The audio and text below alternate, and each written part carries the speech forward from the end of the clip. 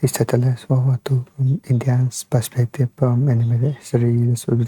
Special thanks to India Shastra and Historia Maxima for helping out with this video. Okay.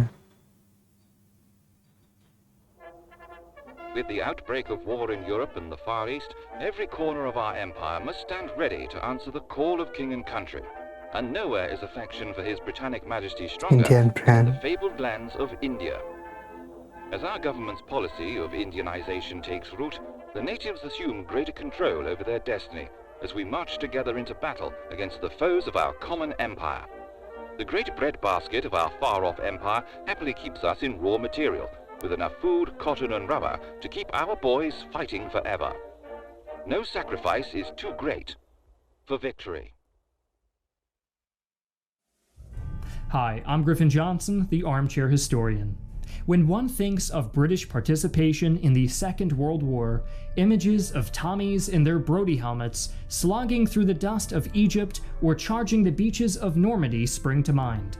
Others may picture the maroon beret boys of the airborne descending on Pegasus Bridge, or gentlemen spies like the late Sir Christopher Lee slinking through the shadows of occupied Europe. These images all have one thing in common, however. Their protagonists are universally Anglo-Saxon. In reality, the Second World War was a clash of empires who called upon all of their people to take up arms and fight for the survival of their dominion. For the British Empire, this included over 370 million people of India, their largest colony, and the much-touted jewel in the imperial crown. In today's episode, we'll take a look at the Second World War from the perspective of the jewel rather than the head that wore it, and how this conflict realized Indian independence. Okay. During any major conflict, information can be just as valuable as bullets. The Axis powers, in particular, sunk vast amounts of resources into the science of encryption. But while the vaunted Enigma machine was eventually cracked by Allied codebreakers, our sponsor NordVPN promises to keep your data safe and anonymous while browsing the internet. With over 5,200 servers in 60 countries, NordVPN allows you to change your virtual location at the press of a button, bypassing region-locked content filters and letting you access historical videos, research papers, and documentaries anywhere at any time. A single subscription supports up to 6 devices on every major platform, from Windows to Linux, ensuring continued protection no matter what system you are operating on. Fans of the Armchair Historian can also take advantage of a unique discount by going to nordvpn.com/historyvpn to get a huge discount with a bonus gift. Try today without risk thanks to Nord's 30-day money-back guarantee.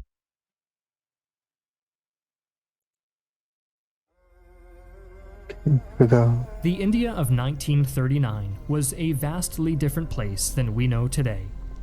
The British colonial government, or Raj, was a racially segregated and socially stratified body, with a white ruling class held above the native Indians. The caste system assisted in maintaining social control. Whites-only businesses were common, and Indian people were even prohibited from entering certain districts of cities in their own country. Despite these prohibitions, a kind of Indian middle class developed.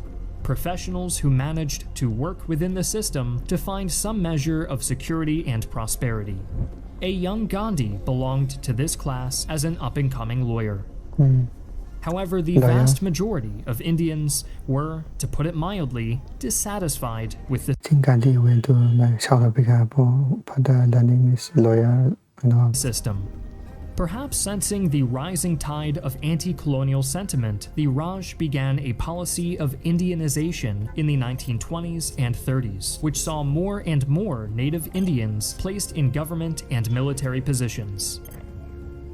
Of particular note was the introduction of Indian officers to the local military forces, which until this point had been under exclusively white command. These native officers were often placed in charge of all Indian units. While on their face, these reforms were billed as steps towards self-rule and Indian success, the reality was that they were token concessions to silence nationalist rumblings, a way for the British to simultaneously mollify their critics and maintain control. Britannia rules the Indians as they rule the waves. This was, to the Raja's mind, a fact. The Second World War would put this fact to the test. The fall of Poland in 1939 brought the infamous Sitzkrieg and 8 months of little change to the subcontinent. This gave the people of India Most of the Indians who just were gone to Britain for World War II. Indians suffered greatly in this war. time to reflect, time to begin seeing the war in Europe as a far-off matter, a news item that wouldn't touch their homeland.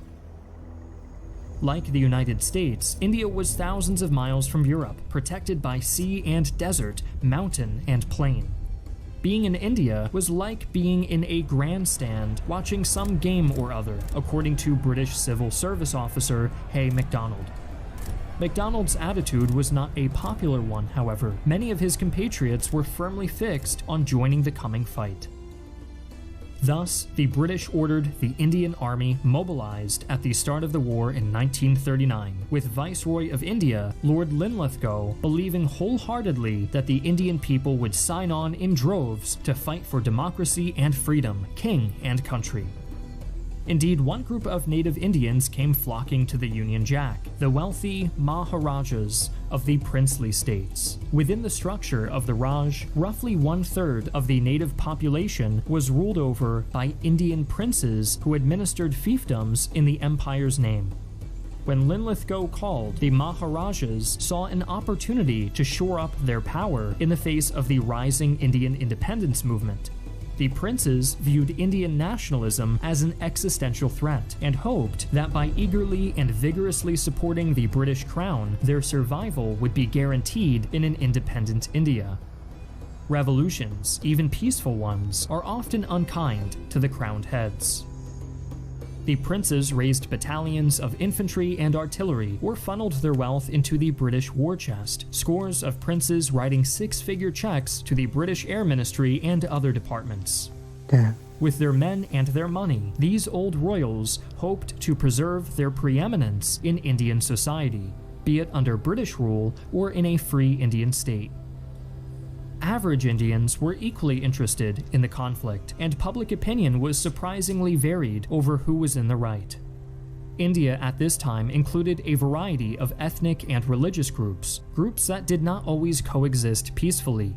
The cause of Indian independence sometimes ran along these religious and ethnic lines, and Hitler's idea of racial purity found willing adoptees in the militant wings of the Indian independence movement. Such Hitlerians included the Rashtriya Swayamsevak Sangh Hindu nationalist group, who openly celebrated Adolf Hitler and his desire for racial purity, as well as his methods in obtaining it. Yes. Meanwhile, those Indians who favored the Allies found themselves increasingly frustrated with the British, who should have been their compatriots. While Indian politicians were anxious to defend their homes and promote their people's prosperity, the British showed interest in India solely as a well of manpower from which to draw colonial troops. Hopes of a new cooperation came in 1940 when the British and Indian governments reached an astonishing agreement. London would pay for the entirety of India's war expenses and flood the colony with investment. The British would foot the bill for recruitment and transport of Indian soldiers and bankroll sweeping infrastructure improvements. But London's generosity proved hollow. The British paid their debts with sterling credits, essentially government IOUs that forced India to front the actual money, devastating the Indian economy. When the British government enacted the Defense of India Act, granting government officials unlimited power to crack down on any sentiment, speech, or action they considered disloyal, the imperial government's priorities were spelled out. Focus on the war and keep India under political and economic control. While the British worked to consolidate control on the home front, Indian soldiers found their life in the field surprisingly varied. The social dynamics of some units were perfect mirrors of the Raj, with white officers enforcing a kind of de facto segregation.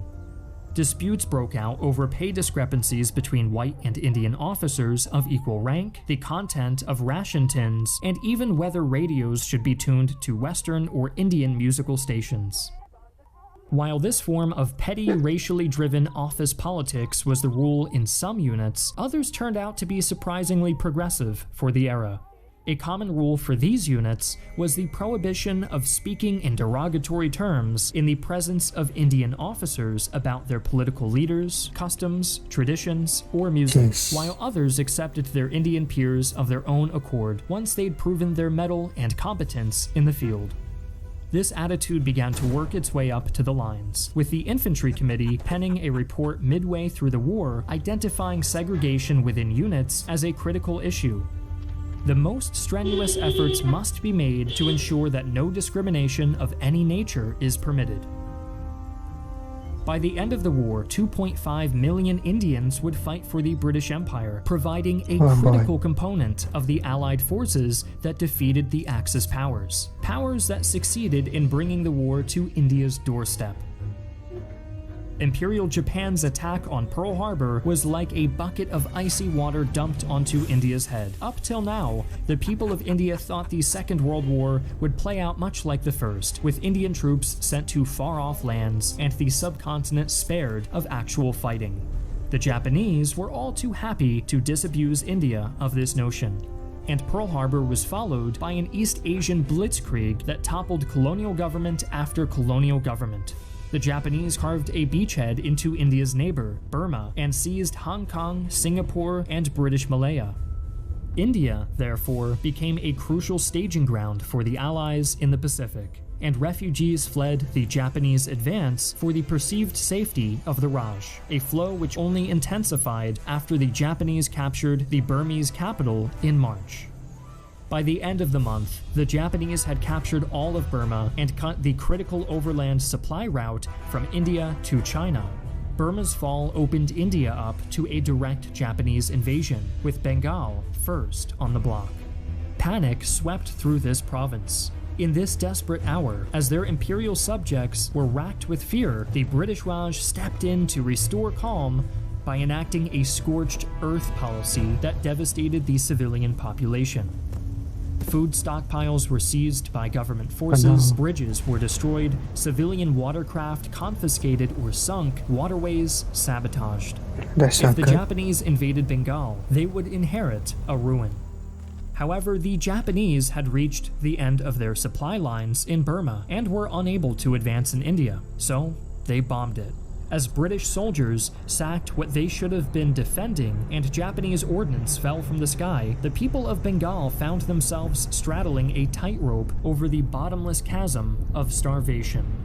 Fishermen had no craft with which to ply their trade. Farmers had no crops nor way to get them to market if they did. In 1942, the ravening claws of hunger would snare India in their clutches. The Bengal famine had begun. The famine was a tragedy within a tragedy, an epidemic of hunger and disease that saw between 2 to 3 million people die. While the dominant narrative for some time has been that extreme weather was a leading cause of the tragedy, more modern research seems to indicate British policies in India as the chief cause of the famine. Indian-American scientist and journalist Madhushree Mukherjee posits that over-exploitation of Indian resources by British leadership directly caused the famine, with London continuing to pull tons of rice from India even as leaders of the Raj begged for emergency food aid. Hordes of refugees from Burma poured into India, increasing demand for what food was available. Fungus devastated rice crops, severely limiting edible produce. British industrialists and landowners intervened, engaging in profiteering during the crisis. Freak weather devastated farmland and wiped out villages. And lastly, though not exhaustively, the Raj made great efforts to keep the famine out of the press, which prevented the possibility of international aid that could have saved lives. What is beyond debate is the devastating impact the famine had on the people of Bengal. The British inquiry into the famine noted a breakdown of family units as husbands deserted wives and wives' husbands. Elderly dependents were left behind in villages. Babies and young children were sometimes abandoned. Boy. Historian Dr. Janam Mukherjee describes the hellscape that Bengal became. Corpses lay scattered over several thousand square miles of devastated land. 7,400 villages were partly or wholly destroyed by the storm. Cholera, dysentery, and other waterborne diseases flourished. As the Japanese postured and people starved in the streets, social pressures began to mount. Politics in India did not stop with the declaration of war, and Indian nationalism only intensified as British administrators fumbled and fumbled again. The discussion was dominated by Mahatma Gandhi's Indian National Congress, drawn from the Hindu majority of Indians, and Muhammad Ali Jinnah's Muslim League, who feared becoming second-class citizens in an independent India. As time wore on, the INC began to emphasize Hinduism as a critical component to Indian society, leading to the Muslim League's Lahore Resolution, calling for separate Muslim and Hindu states. This marked the effective end I think most of the Muslims are in Pakistan. of cooperation between the two, and Indian nationalists were driven into the arms of militant extremist leaders. These included pro-Axis forces such as the Indian National Army, led by Subhas Chandra Bose. Bose grew the INA to 43,000 members at its peak, rallying the disaffected Indians with his promise, "Give me blood and I will give you freedom." The INA would go on to fight in Burma against the British, collaborating with the Japanese until the war's end. Other Indians chose less drastic methods of expressing their displeasure with the British. As numbers of British and American troops in India swelled, cultural clashes and outright crime ensued. American troops began slaughtering cattle, held sacred in Hinduism, while allegations of sexual assault scandalized the Indian population. Gandhi and the INC responded by issuing the Quit India Resolution in August of 1942, a largely symbolic call for India to cease cooperation with the British until they guaranteed independence. The British responded by arresting Gandhi and many INC leaders, who they would hold for 3 years. Gandhi, even from prison, exhorted his followers to peaceful protest. Instead, the Indian independence movement chose violence. Protests in Bombay saw 33 people killed by police in the 4 days following the INC leadership's arrest, and a wave of attacks on government buildings ensued. The British cracked down hard, and 2,500 Indians were killed. The Raj ultimately succeeded in putting down the insurrection, and Indian independence would have to wait until the war was won. While the British fought the Indian people, the Japanese fought the Indian Army. Indian troops managed to reclaim some of Burma in December of 1942, and the Japanese responded by bombing Calcutta for several days. Most of 1943 in India would be dedicated to reorganization and rearming of the Indian Army, as the Japanese had taught the Raj a bloody lesson. They were not ready to face the Japanese in open battle. While troops in the subcontinent readied to defend their home, Indians abroad helped liberate North Africa before participating in Operation Husky, seeing action throughout Sicily. As 1943 drew to a close, the reinvigorated Indian Army prepared to march against the Japanese. The Japanese watched the Indian revitalization with concern and decided they needed to once again launch a surprise attack to keep the initiative. In March of 1944, they enacted their plan, dubbed Operation Yugo, which saw intense fighting on the Burmese border. The Indians stood against the Japanese at the border towns of Imphal and Kohima. The determined Indians stood their ground against the Japanese invasion, and come July, their foe had no choice but to break off the attack. The Indian National Army, under Bose, fought in the Japanese attack, and along with civilian collaborators, rendered aid and comfort to the retreating Japanese.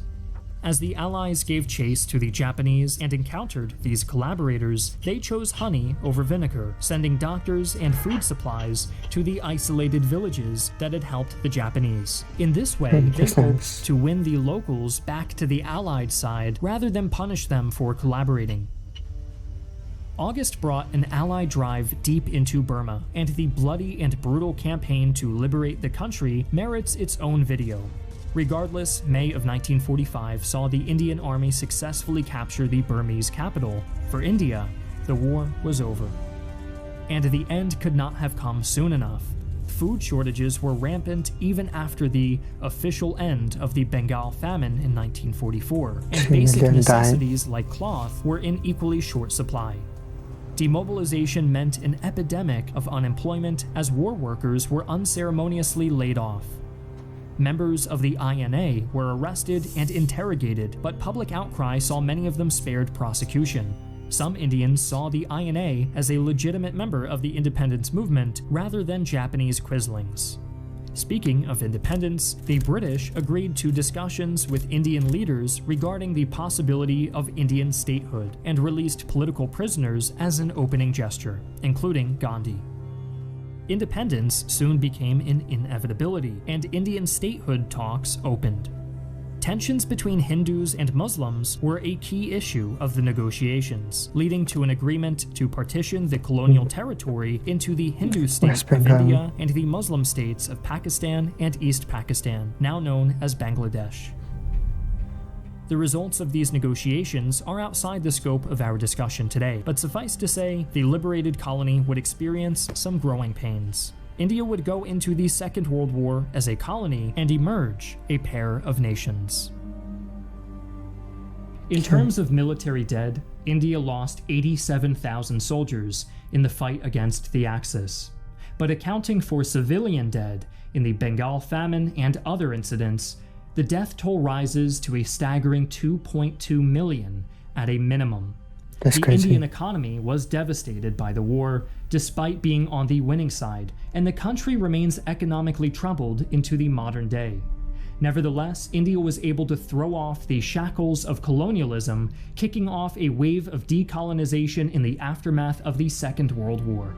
It is no hyperbole to say that Indian troops and materiel were a substantial contribution to the total Allied war effort, a contribution paid for in the spilled blood and empty stomachs of those living on the subcontinent.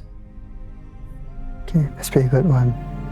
They also say a little bit of that India pretty much covered all the Indian history there. So that's crazy, like 2.2 million at least died in the famine. And we saw also all civilians. This is a really entertaining video that with all the animations and all. Maybe video them, subscribe everyone else, so bye.